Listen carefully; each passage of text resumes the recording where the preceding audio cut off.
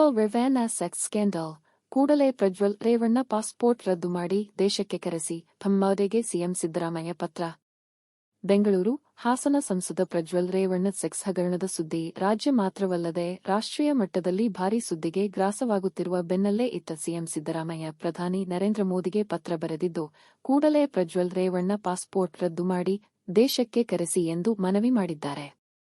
Prajwal Revanna sex ಹಗರಣದ ಪ್ರಕರಣವನ್ನು ಗಂಭೀರವಾಗಿ ಪರಿಗಣಿಸಿರುವ ರಾಜ್ಯ ಸರ್ಕಾರ ಇದೀಗ ಕೇಂದ್ರ ಸರ್ಕಾರಕ್ಕೆ ಪತ್ರ ಬರೆದಿದ್ದು, ಸ್ವತಃ ಸಿಎಂ ಸಿದ್ದರಾಮಯ್ಯ ಪ್ರಧಾನಿ ನರೇಂದ್ರ ಮೋದಿ ಅವರಿಗೆ ಪತ್ರವೊಂದನ್ನು ಬರೆದು ಪ್ರಕರಣದ ಗಂಭೀರತೆಯನ್ನು ತಿಳಿಸಿದ್ದಾರೆ. ಅಲ್ಲದೆ ಕೂಡಲೇ ಪ್ರಜ್ವಲ್ ರೇವಣ್ಣ ಪಾಸ್ಪೋರ್ಟ್ ರದ್ದು ಮಾಡಿ ದೇಶಕ್ಕೆ ಕರೆಸುವಂತೆ ಮನವಿ ಮಾಡಿದ್ದಾರೆ. ಪ್ರಜ್ವಲ್ ಪಾಸ್ಪೋರ್ಟ್ ರದ್ದುಪಡಿಸಿ. ವಿದೇಶದಿಂದ ಪ್ರಜ್ವಲ್ರನ್ನು ಕರೆಸುವುದೇ ನಮ್ಮ ಆದ್ಯತೆಯ ಕೆಲಸ. ಕಾನೂನಾತ್ಮಕವಾಗಿ ಎಲ್ಲಾ ರೀತಿಯಲ್ಲೂ ಸಹಕರಿಸಲು ಸೆಟ್ ಸಿದ್ಧವಿದೆ. ಹೀಗಾಗಿ ವಿದೇಶಾಂಗ ಸಚಿವಾಲಯ ಮಧ್ಯಪ್ರವೇಶಕ್ಕೆ ಮೋದಿಗೆ ಸಿಎಂ ಸಿದ್ದರಾಮಯ್ಯ ಒತ್ತಾಯಿಸಿದ್ದಾರೆ. ವಿದೇಶಾಂಗ ಸಚಿವಾಲಯದ ಮೂಲಕ ಕೂಡಲೇ ಕ್ರಮ ಕೈಗೊಳ್ಳಬೇಕು. ಅಂತಾರಾಷ್ಟ್ರೀಯ ಪೊಲೀಸ್ ಏಜೆನ್ಸಿ ಮೂಲಕವೂ ಕ್ರಮ ಕೈಗೊಳ್ಳಬೇಕು. ಪ್ರಜ್ವಲ್ ಪಾಸ್ಪೋರ್ಟ್ ರದ್ದುಪಡಿಸುವಂತೆ ಪ್ರಧಾನಿಗೆ ಆಗ್ರಹಿಸಲಾಗಿದೆ. ಪತ್ರದಲ್ಲೇನಿದೆ? 2024ರ ಲೋಕಸಭೆ ಚುನಾವಣೆಗೆ ಇದೇ ಕ್ಷೇತ್ರಕ್ಕೆ ಹಾಲಿ ಹಾಸನ ಲೋಕಸಭಾ ಸದಸ್ಯ ಮತ್ತು ದ ಅಭ್ಯರ್ಥಿ ಪ್ರಜ್ವಲ್ ರೇವಣ್ಣ ಅವರು ಅಸಂಖ್ಯಾತ ಮಹಿಳೆಯರ ಮೇಲೆ ಲೈಂಗಿಕ ಶೋಷಣೆ ಮಾಡಿದ್ದಾರೆ ಎಂಬ ಗಂಭೀರ ಪ್ರಕರಣದ ಬಗ್ಗೆ ನಿಮಗೆ ತಿಳಿದಿರಲೇಬೇಕು.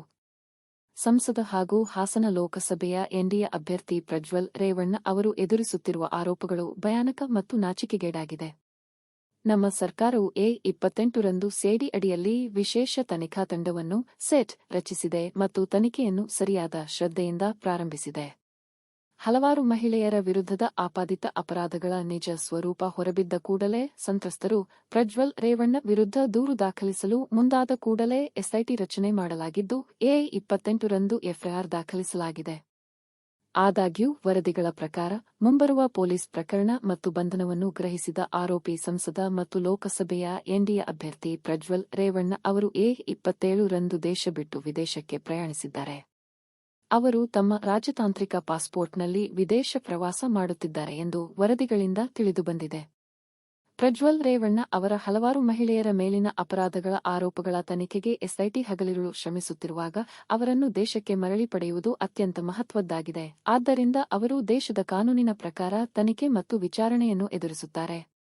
ಈ ನಿಟ್ಟಿನಲ್ಲಿ ಪ್ರಜ್ವಲ್ ರೇವಣ್ಣ ಅವರ ಪಾಸ್ಪೋರ್ಟ್ ರದ್ದುಗೊಳಿಸಲು ಮತ್ತು ಭಾರತ ಸರ್ಕಾರದ ರಾಜತಾಂತ್ರಿಕ ಮತ್ತು ಪೊಲೀಸ್ ಚಾನೆಲ್ಗಳನ್ನು ಬಳಸಿಕೊಂಡು ಅಂತಹ ಇತರೆ ಕ್ರಮಗಳನ್ನು ಕೈಗೊಳ್ಳಲು ವಿದೇಶಾಂಗ ವ್ಯವಹಾರಗಳು ಮತ್ತು ಗೃಹ ವ್ಯವಹಾರಗಳ ಸಚಿವಾಲಯಗಳನ್ನು ಒತ್ತಾಯಿಸಲು ಇದು ನಿಮ್ಮನ್ನು ದಯೆಯಿಂದ ಒತ್ತಾಯಿಸುತ್ತದೆ.